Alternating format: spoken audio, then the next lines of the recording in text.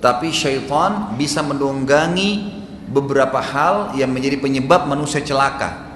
Seperti contoh hadis Bukhari, pernah ada seorang sahabat menangkap seekor tikus, kemudian tikus tersebut dia bawa di hadapan Nabi SAW. Sahabatnya berkata, ya Rasulullah, saya apain tikus nih? Dan dari sini dah keluar nanti hadis bolehnya membunuh seekor tikus.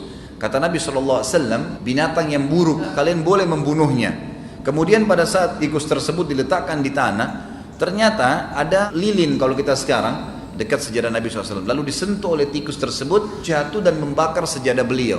Kata Nabi SAW, kalau kalian membiarkan tikus ini di rumah-rumah kalian tanpa kalian padamkan api-api di rumah kalian, maka syaitan akan menunggangi tikus-tikus ini sehingga terjadilah kebakaran di rumah kalian sebagaimana terjadi bakarnya sejadah ini.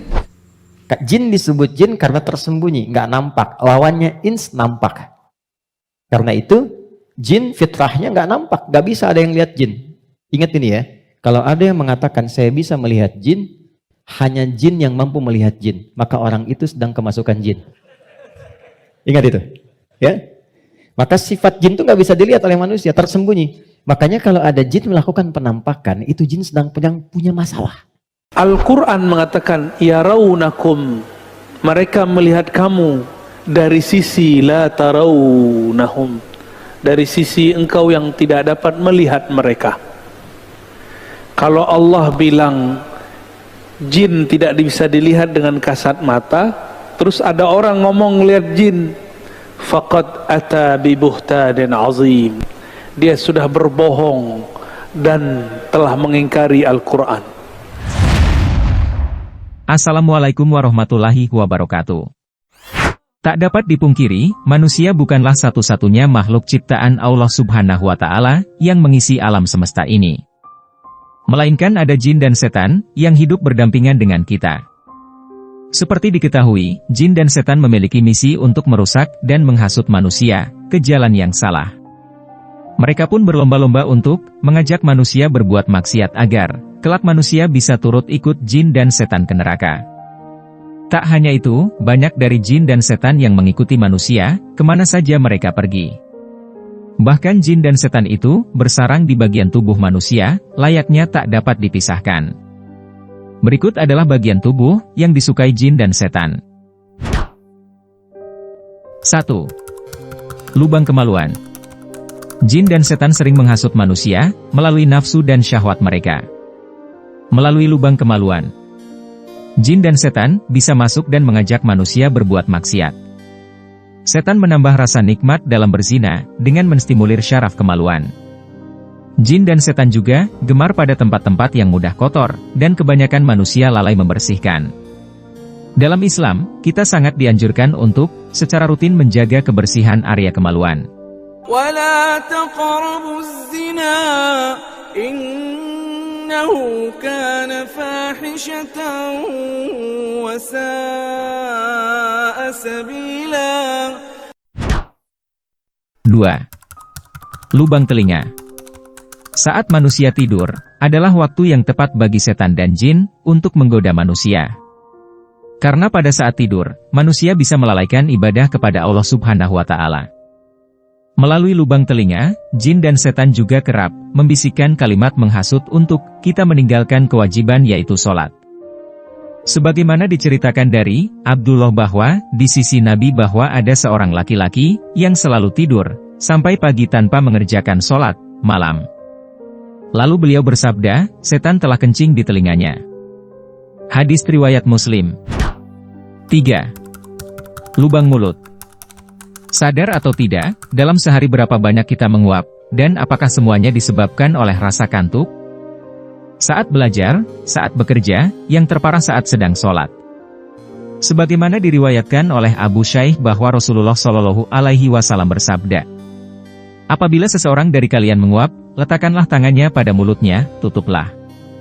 Karena setan akan masuk bersama dengan orang yang menguap, yang mulutnya tidak tertutup. Hadis riwayat Muslim. 4. Lubang hidung. Lubang hidung menjadi tempat favorit jin dan setan bersarang. Oleh sebab itu, anjuran dalam Islam, wajib hukumnya untuk membersihkan lubang hidung. Apabila salah seorang di antara engkau bangun tidur, hendaklah mengeluarkan air dari hidungnya, istinsar, 3 kali, karena setan itu menginap di batang hidungnya. Hadis riwayat Muslim. 5. Lubang pusar. Lubang pusar sering dilupakan dan diabaikan. Manusia kerap tidak menjaga kebersihan lubang pusar karena dianggap tidak kotor. Perhatikanlah, jika setan teramat suka bersemayam di dalamnya. Pada beberapa kasus ruqyah, diketahui jika jin yang menggodanya bersemayam di lubang pusarnya. 6. Kuku kaki dan tangan yang panjang.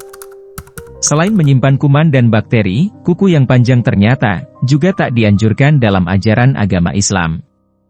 Jin dan setan mengikat manusia melalui ujung kuku-kuku yang panjang. Sebagaimana disebutkan oleh Abu Hurairah radhiyallahu anhu, Rasulullah shallallahu alaihi wasallam bersabda, "Potonglah, perpendek kuku-kukumu.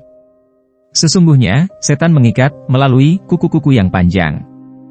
Hadis riwayat Ahmad. 7. Aliran darah manusia. Jin dan setan dapat menyusut melalui aliran darah.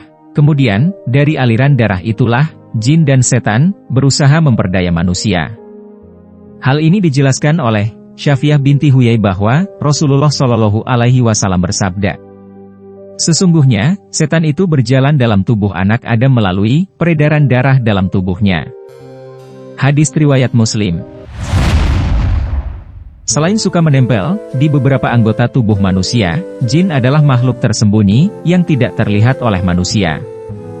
Dulu, bangsa jin dan setan menduduki beberapa tempat di langit dan kerap mendengar berita-berita dari Allah. Namun, setelah diutusnya Nabi Muhammad SAW, mereka tidak bisa lagi mendengarkan kabar dari langit. Adapun wujud jin dan setan disebutkan memiliki tanduk, ada yang berukuran kecil seperti lalat. Ada yang memiliki sayap, dan sebagainya. Jin dapat melihat manusia, namun sebaliknya, manusia tidak dapat melihat wujud mereka. Itulah beberapa tempat dari anggota tubuh manusia yang disukai bangsa jin dan setan untuk ditinggali dan ditempati. Semoga kita bisa selalu menjaga dan membersihkan tempat tersebut agar jin dan setan menjauh dari tubuh kita. Amin ya robbal alamin. Jangan lupa klik tombol subscribe-nya, like, komen dan nyalakan lonceng agar channel ini bisa lebih semangat berbagi informasi seputar Islam. Terima kasih sudah menonton. Semoga bermanfaat.